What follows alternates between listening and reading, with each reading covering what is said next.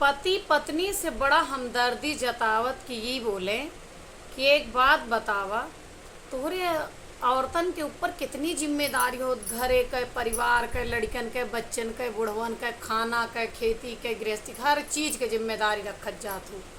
तोरे सबके ऊपर वर्कलोड बहुत ज़्यादा होता है, धरा उठाऊ सब तोरे सबके जिम्मे होत। कहीं हाथों का आवेगा।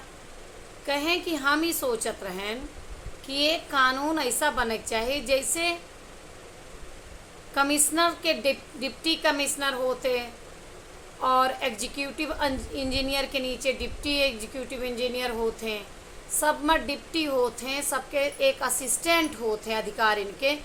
ठीक वही तरह से वाइफ के भी एक असिस्टेंट वाइफ हो चाहिए, डिप्टी वाइफ हो चाहिए। का ख्याल रहा?